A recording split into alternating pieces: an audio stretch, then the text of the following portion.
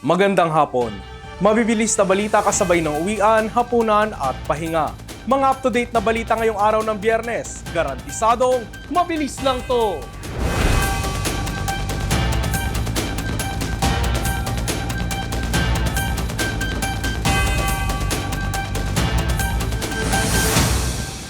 Mga headlines ng mabibilis na balita. Heto na! Vice Mayor ng Ibahay Aklan pinagbabaril sa loob ng kanyang opisina. Patay! Low pressure area sa loob ng PAR ganap ng bagyo. Northern Luzon pinag-iingat sa banta ng baha at landslide. ICC Prosecutor Karim Khan pinadidiskwalipika ng kampo ni dating Pangulong Rodrigo Duterte sa kanyang kaso. Exclusive! Mga matalik na kaibigan ng pumanaw na OFW na si Wilma Auza, inalala ang pag-aalaga at sakripisyo sa kanila ng kaibigan. Namuon na bilang isang bagyo kaninang umaga ang low pressure area na binabantayan ng Pag-asa sa loob ng Philippine Area of Responsibility. Northern Luzon naman ang tinatahak ng bagyo. Narito ang report. Alas 8 ng umaga kanina nang maging ganap na bagyo ang low pressure area na minomonitor ng Pag-asa sa Tropical Depression category. Pinangalanan itong Bagyong Fabian. Huling namataan ang sentro ng bagyo, 185 kilometers west ng Batak, Ilocos Norte. Taglay nito ang lakas ng hanging aabot sa 45 kilometers per hour at pagbugsong 55 kilometers per hour. May kabagalan ang ikinikilos ng bagyo pahilagang kanluran sa 10 kilometers per hour. Pinag-iingat ng Pag-asa ang mga nasa baybayin ng Northern Luzon at kung maaari ay huwag na munang pumalaot. Sa gitna nito, sinabi naman ng Weather Bureau na maaaring lumabas na rin agad ng PAR ang bagyo mamayang gabi o bukas ng umaga. Bagamat sandali lang ang bagyo dito sa loob ng PAR, patuloy ang abiso ng Pag-asa, lalo na sa mga taga Northern Luzon na mag-ingat sa baha at pagguho ng lupa. Nakataas pa rin ang flood advisory sa Ilocos Region, Cagayan Valley, Central Luzon, Calabarzon, Mimaropa at Bicol Region. May flood advisory din sa Central Visayas, Eastern Visayas, Zamboanga Peninsula at Northern Mindanao dahil naman ito sa pag-ulang dulot ng habagat. Naitala naman ang landslide sa Santa Mercedes, Cagayan. Makikitang marahan lang ang takbo ng sasakyang ito ng Municipal Disaster Risk Reduction Management Office dahil sa putik ng daan at mga nalaglag na bato. Ang Bagyong Fabian ang ika-6 na bagyo na pumasok sa bansa ngayong taon. Patuloy namang binabantayan din ang isang bagyo sa labas ng PAR na maaaring pumasok sa PAR sa Linggo o Lunes. Pinadidiskwalipika ng kampo ni dating Pangulong Rodrigo Duterte si ICC Chief Prosecutor Karim Khan sa kanyang kaso dahil sa umano'y conflict of interest. Alamin ang detalye sa mabilis na balitang hatid ni Michelle Giliang. Dapat i-disqualify si Karim Khan ng prosecutor ng International Criminal Court sa kaso ni former President Rodrigo Duterte na crimes against humanity. Yan ang apela ng defense team ng dating Pangulo na pinangungunahan ni Attorney Nicholas Kaufman nitong August 7. Ipinunto ni Kaufman na bago mapili bilang prosecutor ng ICC, nagsilbi si Khan bilang isang private lawyer sa mga umano'y biktima ng war on drugs. Maaari nila itong maituring na isang irreconcilable conflict of interest. Hindi rin daw inihayag ni Khan ang kanyang dating koneksyon sa mga umano'y biktima ng war on drugs habang namumuno sa investigasyon sa Pilipinas at hanggang sa submission ng application para sa pag-aresto kay former President Duterte. At noong March 6, 2025 lang umano sinabi ni Khan na nirepresent niya ang mga umano'y mga biktima. Question rin ng kampo ni former President Duterte ang high moral character ni Khan lalo't naka-self-imposed leave siya dahil sa mga alegasyon ng sexual misconduct. Nakatakda sa September 23 ang hearing para sa confirmation of charges laban sa dating Pangulo kaugnay sa pagkamatay ng ilang drug suspects nang ipatupad ng kanyang administrasyon ng war on drugs. Nauna nang humarap si Mr. Duterte sa mga hukom ng ICC Pre-Trial Chamber 1 noong March 14. Simula noon, nakadetain na ang dating Pangulo sa detention center ng ICC. Ilang araw lang ito matapos siyang arestuhin mula sa NAIA at ilipad pa The Hague, Netherlands sa bisa ng warrant of arrest mula sa ICC. Michelle Giliang para sa All TV News Channel 2. Mariing kinondena ng Department of Education ang insidente ng pamamaril sa loob ng silid-aralan sa Santa Rosa, Nueva Ecija kahapon, kung saan 2 estudyante ang nasa kritikal na kondisyon.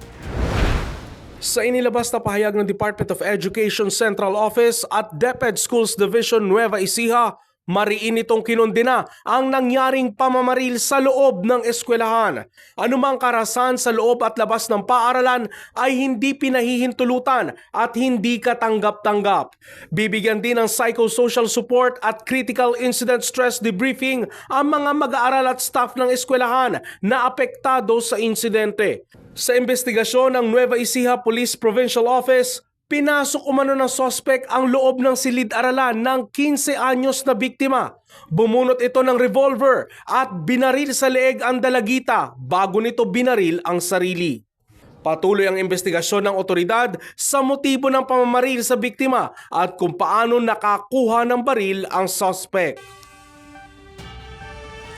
Sa Aklan, arestado ang isang sangguniang bayan member matapos barilin ang Vice Mayor ng Ibahay Aklan sa loob mismo ng kanyang opisina. Detalye ng mabilis na balita, hatid ni Randy Nakuspag ng Kalibog Cable News. Patay ang Vice Mayor ng Ibahay Aklan na si Julio Estolioso matapos siyang barilin sa loob ng kanyang opisina sa poblasyon Ibahay bandang alas 9 ng umaga ngayong Biyernes. Sa isinagawang press conference ng Ibahay PNP, agad na isinugod sa Ibahay District Hospital ang vice alkalde, ngunit idineklarang dead on arrival dakong alas 10:23 ng umaga. The suspect approached the victim while asking to quote, "Vice, ano ang salaki mo?" So, ibig sabihin po, Vice, ano kasalanan ko sa'yo? And then, without apparent reason, he drew his firearm and shot the victim, hitting him on the left chest. So, multiple gunshot wounds po yung natamo po ng ating victim. Tinatayang 6 hanggang 7 tama ng bala sa dibdib ang natamo ng biktima. Kinilala ng mga otoridad ang sospek na si Myril Sinatin, kasalukuyang miyembro ng Sangguniang Bayan ng Ibahay. Hawak na ngayon ng pulisya si Sinatin matapos maaresto sa kanyang bahay.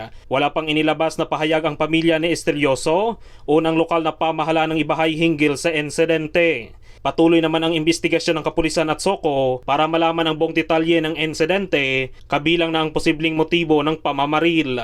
Randy Nakuspag para sa All TV News Channel 2. Nag-viral kamakailan ng isang OFW na binawian ng buhay sa isang bus habang pauwi ng Negros Oriental. Eksklusibong nakapanayam ng All TV News ang mga matalik nitong kaibigan para makilala ang kabayanihan nito. Ito ang istorya ni Wilma Auza. Nung nasa Saudi po ako, talagang mabait na po yan si Wilma. Siya unang nag-approach sa akin, nagkasakit ako, inaalagaan niya ako sa Saudi. Halos mahigit 1 buwan, hindi ako makapag-galaw-galaw. Ganito inilarawan ni Maricel Vargas ang kanyang matalik na kaibigan na si Wilma Auza. Nakasama ni Maricel si Wilma sa bahay kalinga sa Saudi Arabia, kasama ang iba pang mga OFW na minamaltrato ng kanilang mga amo. Ikinento naman ni Josephine Cabiles ang masaya nilang alaala ni Wilma. Si Wilma po bilang isang friend, napakabait po, masayahin tao, matulungin. Kung siya makikitaan ng muka na, alam mo yung muka na laging nakasimangot, lagi po siyang si hagalpak ng tawa.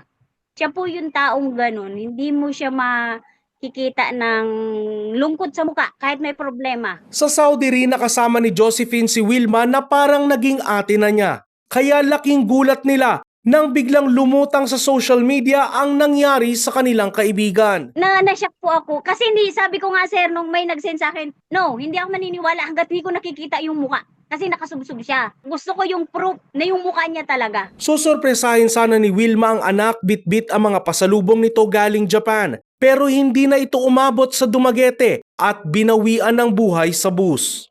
Ayon sa mga ulat, inatake ito sa puso. Pagsakay pa lang ng bus ay nahihilo na ito at nagsusuka sa biyahe. Hindi rin namalaya ng mga konduktor ng bus na walang buhay si Wilma at inakalang natutulog lang ito. Giit ni Josephine at Maricel, buhay pa sana ang kanilang kaibigan kung agad itong natulungan. Yung kinakainisan ko dun sir, yung hindi pa nila tinulungan yung kaibigan namin, nandun siya sa mismong harap ng driver. Tapos may mga tao naman doon. Alam na nilang nagsusuka. Tapos nagsusuka na pala siya, sir. Tapos hindi man lang nila in-stop kung tinanong kung kaya pa ba niya. Nagpaabot naman ng pakikiramay ang OWA sa sinapit ni Wilma. Nakikipag-ugnayan na rin ang pamunuan sa pamilya nito para magpaabot ng suporta at tulong pinansyal sa naiwang pamilya. Mensahe naman ni Maricel at Josephine sa matalik na kaibigan. Masaya na siya. Kung saan naman siya, wala na siyang hirap na dadanasin. Wala na siyang problema. Mahal na mahal namin siya ni Pim. Thank you sa lahat ng pag-alaga niya sa akin noon, lahat ng sakripisyo niya sa akin noon. Alam ko, sir, okay na siya. Marami man siyang pangarap na hindi natupad. Gabayan na lang niya kami, yun lang, sir. Masasabi. And mahal naman namin siya. Isa lamang si Wilma sa libo-libo nating kababayang OFW na nakikipagsapalaran sa ibang bansa at tinitiis na malayo sa kanilang mga mahal sa buhay. Mabigyan lamang na magandang buhay ang kanilang pamilya dito sa Pilipinas.